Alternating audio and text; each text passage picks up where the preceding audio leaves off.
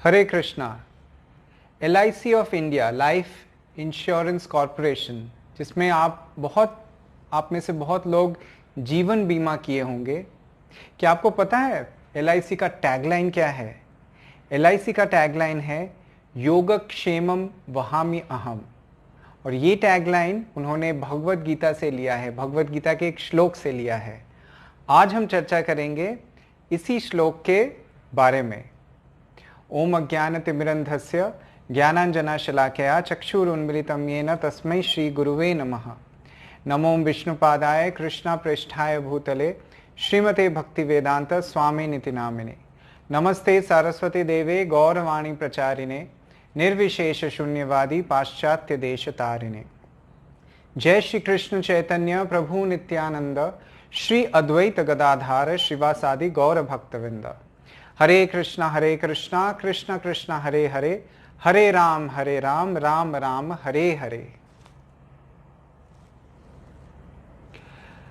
भगवत गीता में भगवान कहते हैं, अनन्यश्चिन्तयन्तो माम ये जना पर्युपासते तेषां नित्याभियुक्तानां योगक्षेमम वहामि अहम। अर्थात भगवान बोलते हैं, जो भी मेरे अनन्यमय भक्ति, केवल मेरी भक्ति में नित्य रूप से युक्त रहते हैं, उनके जो भी गुण हैं उनको मैं क्या करता हूं, उन सारे गुणों का मैं संरक्षण करता हूं, उनकी रक्षा करता हूं। और जो जो चीज़ें उनकी ज़रूरत है, उनकी आवश्यकता है, उन चीज़ों को मैं स्वयं अपने आप मैं स्वयं उनको वहन करके उनके पास लेके जाता हूँ। दो चीज़ें करते हैं भगवान, बोलते हैं कि मैं जो चीज़ें उनके पास है, अच्छी चीज़ें हैं, उनकी रक्षा करता हूँ, स्वयं करता हूँ। और एवं जो जिस चीज़ों की उनकी ज़रूरत है वो मैं स्वयं वहन करके उनके पास लेके जाता हूँ, उनका वहन करता हूँ। बहुत बड़ी बात है ये। और दो चीज़ें हैं जिसके बारे में ये श्लोक बताता है। पहला चीज़ ये है कि एक्सक्लूसिव अनन्यमय भक्ति, यानी केवल भगवान श्री कृष्ण पर पूरा फेथ, पूरा विश्वास जो रख के उनकी भक्ति में युक्त होते हैं, केवल उन्हीं के साथ वो ये चीज़ें, ये लीलाएं करते हैं।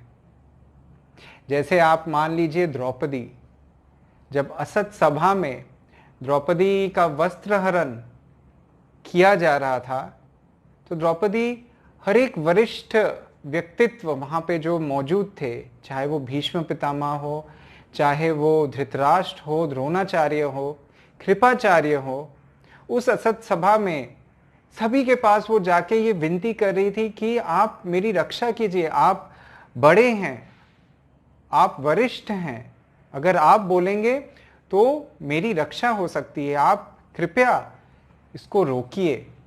लेकिन कोई भी उनकी मदद नहीं कर रहा था।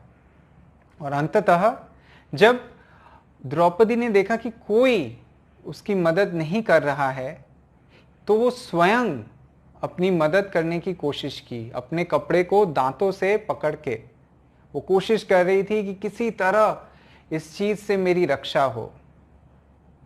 और जब उसने देखा कि ये भी संभव नहीं हो पा रहा है, तब दोनों हाथ ऊपर करके पूरे विश्वास के साथ, पूरे सरेंडरेंस के साथ, शरणागति के साथ उन्होंने कृष्ण को बुलाया, ये जान के कि अगर कोई मेरी रक्षा कर सकता है तो वो केवल भगवान कृष्ण है। और सिर्फ तभी भगवान आते हैं। भगवान अगर चाहते तो पहले ही आके ये जो भी घटना घट रही थी उससे उसकी रक्षा कर सकते थे। लेकिन भगवान तभी आए जब द्रौपदी हर एक जगह कोशिश करने के बाद, स्वयं कोशिश करने के बाद, संपूर्ण रूप से केवल भगवान को बुलाई। और उसको पता था मन में कि अगर मेरी मदद कोई कर सकता है तो केवल भगवान कृष्ण कर सकते हैं।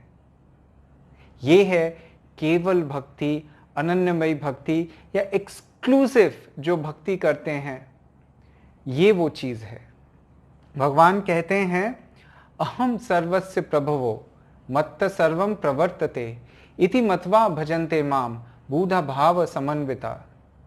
यानी मैं, इस पूरी जो सृष्टि है उसका स्रोत मैं हूं, सभी चीजें मुझसे उत्पन्न हुई हैं। एवं ये जान के जो बुद्धिमान व्यक्ति है वो मेरी भक्ति में युक्त होता है।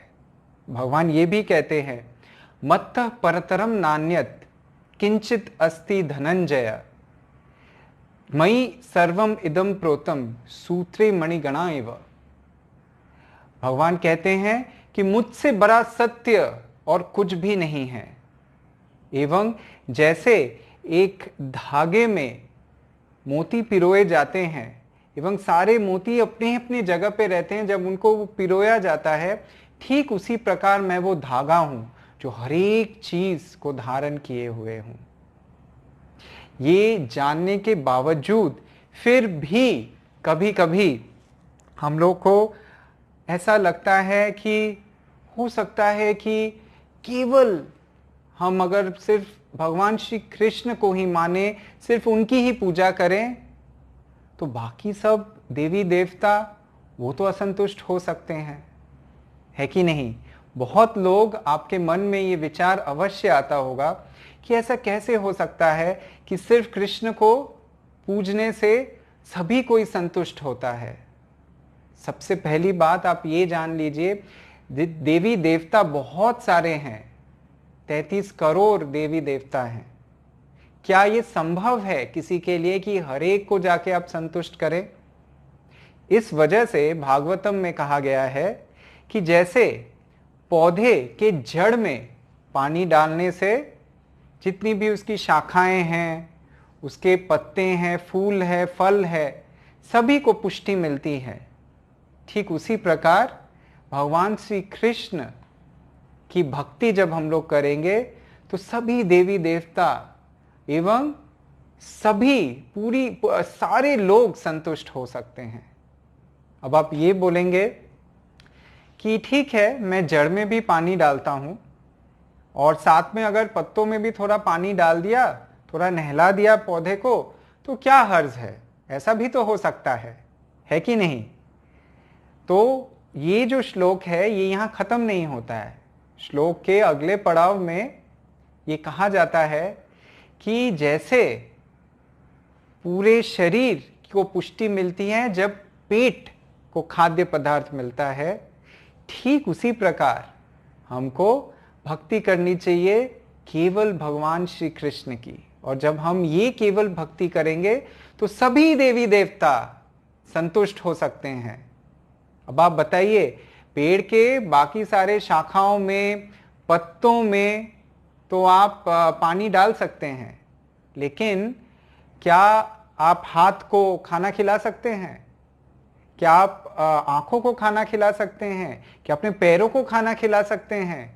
खाना तो मुंह से ही खाना है आपको, एवं मुंह को भी कुछ मिलता नहीं है वहां से, सभी कुछ चला जाता है किसके पास? सभी कुछ चला जाता है पेट के पास। एवं पेट ये देखता है कि पूरे शरीर के जितने भी अंग हैं सभी को ये जो खाद्य पदार्थ मुझे मिला है इससे पुष्टि मिले।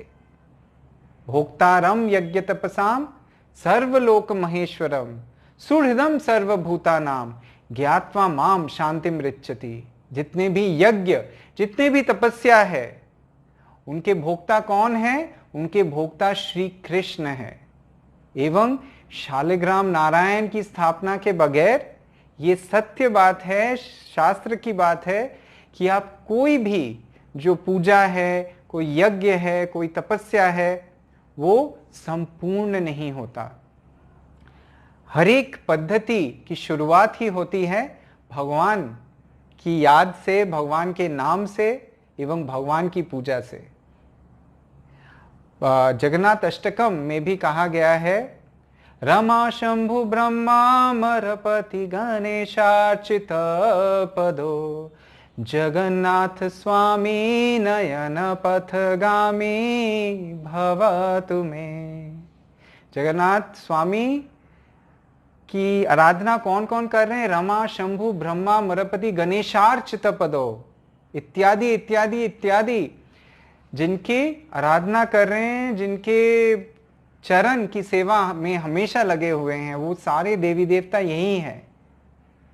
लेकिन ये शास्त्र में ये कहा जाने के बावजूद हमें विश्वास नहीं है भगवान के ऊपर। इससे फायदा या नुकसान किसको हो रहा है? क्या भगवान श्री कृष्ण को या किसी देवी देवता को कोई फर्क पड़ रहा है कि हम क्या कर रहे हैं शास्त्र को जानने के बाद?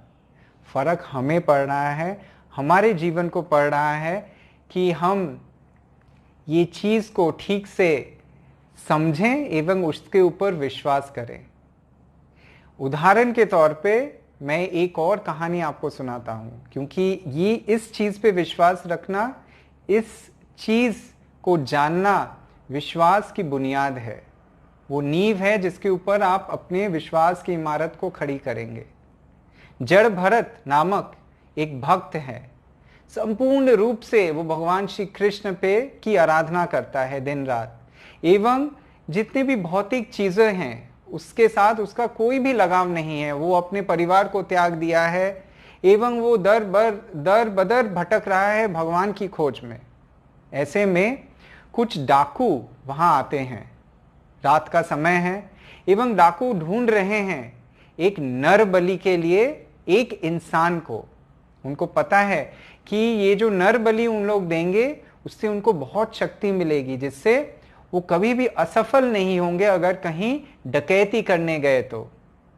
लेकिन कहीं भी उनको कोई भी मिल नहीं रहा था और उन्होंने देखा कि ये जो इंसान है इसको अगर हम लोग पकड़ के लेके जाते हैं तो बहुत आसानी से, क्योंकि ये तो कुछ जड़ जगत से, भौतिक चीजों से कुछ आसक्ति रखता ही नहीं है, थोड़ा सा पागल किस्म का है, इसको तो समझ में भी नहीं आएगा, थोड़ा सा बेवकूफ किस्म का है। ऐसा भक्तों को देखने से आपको लगेगा कि अरे ये तो बड़ा ही सिंपल है, बिल्कुल ऐसे देख के लगता नहीं है इसकी बुद्धि है। तो वैसा था हमारा जो जड़ भरत है, जो महान भक्त जड़ भरत है, वो ऐसे थे। एवं सारे डाकुओं ने मिलके उसको फिर लेके गए अपनी गुफा में, और उस गुफा में वो किसकी आराधना करते थे? वो माँ काली की आराधना करते थे। आप जानेंगे कि डाकू जो हैं वो जनरली स्वाभाविक रूप से माँ काली की आराधना करते हैं, एवं माँ काली उनसे प्रसन्न होके फिर उनको वरदान देती है। और उस माँ काली की आराधना के लिए ये जो पद्धति था, उनको जो पद्धति उन लोग कर रहे थे उसमें एक नर, एक मनुष्य की बलि देनी पड़ेगी अमावस्या के एक विशेष रात में। और वही रात था जहां उन्होंने जड़ भरत को लेके गए, और जैसे ही उसको बांध के उसको बलि देने लगे, जड़ भरत तो चुप था, क्योंकि जड़ भरत को कुछ फर्क ही नहीं पड़ रहा था, क्योंकि वो इस भौतिक स्तर से काफी ऊपर आध्यात्मिक स्तर पे उसकी चेतना थी, क्योंकि वो हमेशा भगवान के चिंतन में लगा रहता था एवं संपूर्ण रूप में उसको विश्वास था कि चाहे कुछ भी हो जाए, भगवान नारायण, भगवान श्री कृष्ण हैं, अगर मेरी रक्षा करनी होगी वो अवश्य करेंगे। और ये सोच के जड़ भरत कुछ भी छटपटा भी नहीं रहा था, कुछ भी नहीं कर रहा था। जैसे जैसे उसको बांधा गया वो बंधा, एवं जैसे ही डाकू उसकी बलि चढ़ाने के लिए गला काटने ही वाले थे, तब क्या हुआ? तब मां काली स्वयं प्रकाशित हुई अपने विग्रह से, एवं अपने खड़ों से उन्होंने जितने भी डाकू थे सबका गला काट दिया। सबकी जो मुंडी थी उसको काट दिया, और वो इसलिए क्योंकि उन्होंने एक भक्त को कष्ट पहुंचाने की कोशिश की थी। क्या इससे आपको ये विश्वास हो रहा है कि अगर आप भक्ति करेंगे तो सारे देवी देवता अवश्य संतुष्ट होंगे? ऐसा भी होता है कि शायद अगर आप किसी देवी देवता की बहुत अच्छे से आराधना किए, वो उतने संतुष्ट शायद नहीं होंगे, लेकिन अगर आप भगवान की आराधना किए एवं उस देवी देवता के मंदिर में जाके हाथ जोड़ के प्रणाम किए, उससे वो बहुत ज्यादा संतुष्ट होते हैं। बहुत सारे लोग ऐसे हैं जिनको लगता है कि मैं कुछ ज़्यादा ही एक्सट्रीमिस्ट हूँ, बहुत ज़्यादा एक्सट्रीम चीज़ें बोल रहा हूँ, कृपया ये जान लें कि मैं जो भी बोल रहा हूँ वो शास्त्र में लिखा गया है, और मेरा उद्देश्य सिर्फ ये है कि शास्त्र में जो चीज़ों के बारे में बताया गया है उसके बारे में उन चीज़ों को मैं आपके सामने एज इट इज़ पेश करूं, क्योंकि हमारे प्रतिष्ठित आचार्य श्रील प्रभुपाद की भी यही उद्देश्य है कि आप जानें कि शास्त्र में क्या लिखा गया है, एवं उसको जान के, उस लॉ बुक को जान के आप सटीक रूप से जो चीज़ें कर रहे हैं उन चीज़ों को कीजिए। देवी देवता की आराधना आप अवश्य कर सकते हैं, क्यों नहीं, माँ दुर्गा की भी आराधना होती है, पर क्या आप जानते हैं माँ दुर्गा की आराधना के पहले, सबसे पहले भगवान नारायण शालिग्राम के रूप में उनकी स्थापना की जाती है। अगर कहीं पे ये नहीं हो रहा है उसका मतलब ये है कि पद्धति ठीक से फॉलो नहीं किया जा रहा है, क्योंकि भोक्तारम यज्ञ तपसाम, भगवान कहते हैं भगवत गीता में कि जितनी भी चीजें हैं, जितने भी क्रियाकलाप है, पूजा पाठ है, उसके भोक्ता मैं हूं। एवं जैसे पेट को खाद्य पदार्थ मिलने के बाद वो पूरे सारे अंगों को पुष्टि देता है, ठीक उसी प्रकार भगवान ग्रहण करके सारे देवी देवताओं को संतुष्ट करते हैं उस प्रसाद से। एक और मजेदार कहानी है ये जो श्लोक है, अनन्यस चिंतयन्तो माम ये जना पर्युपासते तेषाम नित्याभियुक्तानाम योगक्षेमम वहाम्यहम्, मैं स्वयं, ये जो भगवान कहते हैं मैं स्वयं करता हूं। आप ये सोचेंगे कि भगवान तो भगवान है, उनका व्यक्तित्व तो इतना महान है, इतना विशाल है, एक छोटे से भक्त के लिए क्या जरूरत है, क्या आवश्यकता है भगवान को ये लिखने का कि वो स्वयं ये चीज करेंगे। बहुत बड़ी बात है ये। जैसे इस श्लोक में दो चीजें हैं, एक है कि एक्सक्लूसिव भक्ति, अनन्यमय भक्ति, केवल भक्ति जिसको बोलते हैं, वो करना, एवं भगवान ये भी बोलते हैं जो ये करता है उसकी रक्षा मैं स्वयं करता हूं। भगवान ये नहीं बोलते हैं कि उसकी रक्षा मैं करता हूं। और ये डाउट, ये जो विश्वास है, इसके ऊपर डाउट एक ब्राह्मण को हुआ। ये सत्य घटना है और बहुत ही निराली कहानी है, इसको ध्यान पूर्वक सुनिए कि क्या हुआ। तो एक ब्राह्मण था जो भगवत गीता का पाठ कर रहा था, और जब वो इस श्लोक पे आया तब उसने जब पढ़ा कि भगवान स्वयं उसकी रक्षा करते हैं, भगवान स्वयं जो जो चीजें उसकी जरूरत है उसको वहन करते हैं, उसको उसके पास लेके आते हैं, स्वयं लेके आते हैं, तो उसको बड़ा अचरज हुआ। उसको लगा कि क्या ये संभव है कि भगवान स्वयं ये चीज करेंगे? भगवान को क्या पड़ा हुआ है कि ये सब चीज करने का? भगवान तो किसी और के थ्रू ये चीज करा सकते हैं, किसी को भेज सकते हैं। लेकिन अगर कोई केवल भक्ति करता है, सिर्फ भगवान के बारे में ही चिंतन करता है, और भगवान स्वयं ये चीज करते हैं, फिर वो अपनी जो परिस्थिति है उसके बारे में सोचा कि मैं तो सिर्फ भगवान की ही चिंतन करता हूं दिन रात, एवं जो भी भिक्षा मांगता हूं उसी से मैं और मेरी जो पत्नी है उसका निर्वाह हो जाता है। और कभी कभी ऐसा भी दिन रहता है जहां मुझे कुछ भी भिक्षा में नहीं मिलता है। तो यहां भगवान बोल रहे हैं कि भगवान स्वयं वहन करके वो चीजें लाएंगे, तो ये सत्य नहीं हो सकता है। ये कदापि सत्य नहीं हो सकता कि भगवान स्वयं ये चीज करे। और ऐसा सोच के उसने जो स्वयं शब्द है उसको काट दिया भगवत गीता से। जैसा आपको पता है भगवत गीता भगवान के स्वरूप है, भगवान के शब्द हैं। एंड भगवान, क्योंकि भगवान एब्सोल्यूट हैं, संपूर्ण हैं, इस वजह से भगवान की वाणी, भगवान का नाम, गुण, लीला इत्यादि भगवान के ही स्वरूप हैं।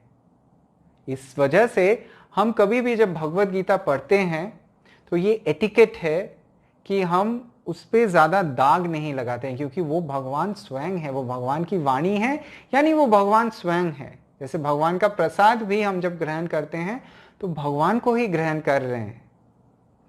तो उसको क्योंकि बिल्कुल भी इस चीज का विश्वास नहीं हुआ कि नहीं, ये नहीं हो सकता है कि भगवान स्वयं ये चीज करते हैं, उसने काट दिया। और काट के तब उसकी पत्नी आई और पत्नी आके बोली, आप कृपया जाइए बाहर, कुछ भिक्षा मांग के लाइए, क्योंकि घर पे कुछ भी नहीं है, हमारा निर्वाह कैसे होगा।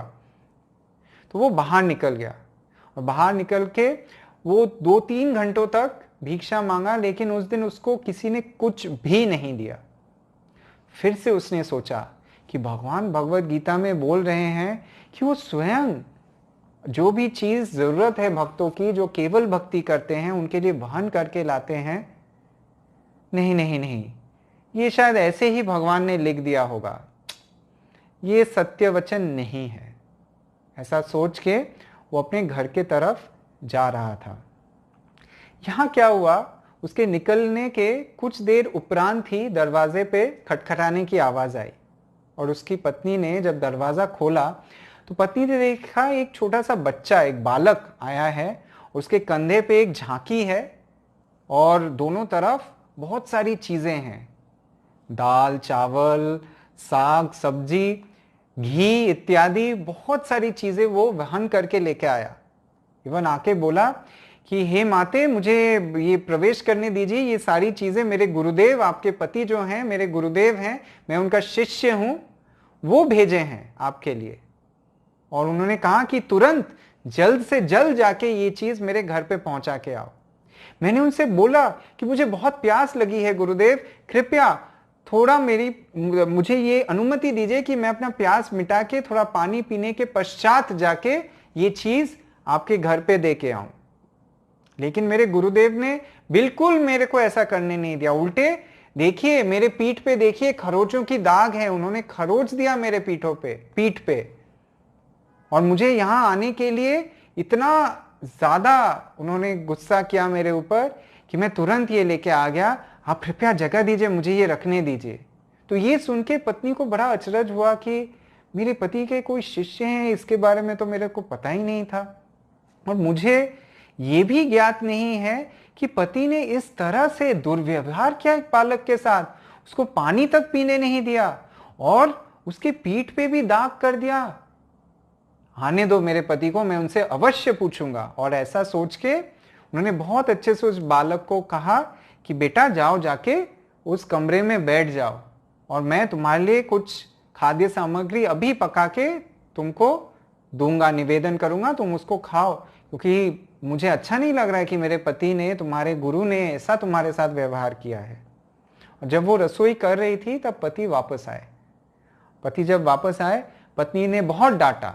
पत्नी ने कहा कि कैसे तुम इतने निष्ठुर हो सकते हो, एक छोटा सा बालक तुम्हारा शिष्य जो है उसको उसके कंधे के ऊपर इतनी भारी भारी सामान देके भेज दिए और गुस्सा भी किया उल्टे उसके ऊपर, एवं उसके पीठ पे भी खरोच दिया। तो जब इस ब्राह्मण ने ये सुना, ये सारी चीजें सुनी, तब उसको लगा कि मेरा तो कोई शिष्य है ही नहीं और मैंने तो किसी के साथ इस तरह का दुर्व्यवहार करना तो दूर, सोचा भी नहीं किसी के साथ इस तरह करने का। तुरंत वो दौड़ के गया कमरे के अंदर देखने के लिए कि कौन है ये बालक जो इतनी सारी खाद्य सामग्री लेके आया है।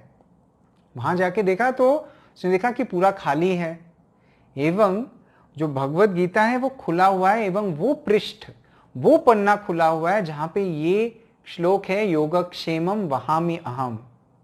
एवं उसने जो काट दिया था, जो शब्द स्वयं, वो कटा हुआ और नहीं है, वो शब्द एज इट इज है वहां पे, वो श्लोक पूर्ण है वहां पे। और ये देखने के बाद उस ब्राह्मण को समझ में आया कि ये जो बालक आया था, ये भगवान श्री कृष्ण स्वयं आए थे। मेरी जो जरूरत की चीजें हैं वो स्वयं, जैसे इस श्लोक में बोला गया है, वो स्वयं ये सारी चीजें अपने कंधे के ऊपर वहन करके लाए हैं। और ये जो मैंने काटा था, ये शब्द, यही उनके पीठ के घाव हैं। यदि आपको ये कभी कभी लगता है कि शायद ऐसा हो सकता है कि विश्वास, भक्ति केवल भक्ति जिसके बारे में ये श्लोक बोल रहा है, इसको करने के लिए एक स्तर तक पहुंचने की जरूरत है। ये जरूरी है कि हम एक बेसिक ज्ञान जान पाएं। तो आप ये बताइए कि शबरी को क्या ज्ञान था? चाहे वो गोपी हो, चाहे वो फल वाली हो, चाहे वो कुब्जा हो या शबरी हो, ये सारे महान भक्त कोई ज्ञानी विज्ञानी नहीं थे। They were all very simple people.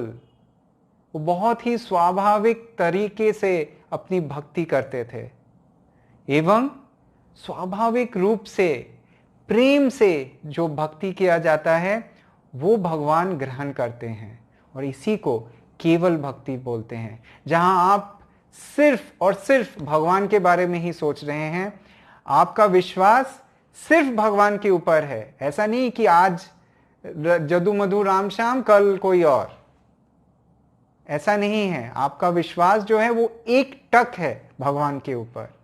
वो है विश्वास, वो है श्रद्धा। और इस वजह से भगवान भी कहते हैं, तेषाम सतत युक्ता नाम भजताम प्रीतिपूर्वकम ददामि बुद्धि योगम तम येन माम उपयंति ते। भगवान कहते हैं ये भगवद गीता में, जो मेरी भक्ति में, मेरे केवल भक्ति में नित्य युक्त है, उसको मैं स्वयं बुद्धि देता हूं कि वो मेरे पास वापस आए। उसके लिए उसको और किसी भी चीज की को करने की जरूरत नहीं है, कोई आवश्यकता नहीं है।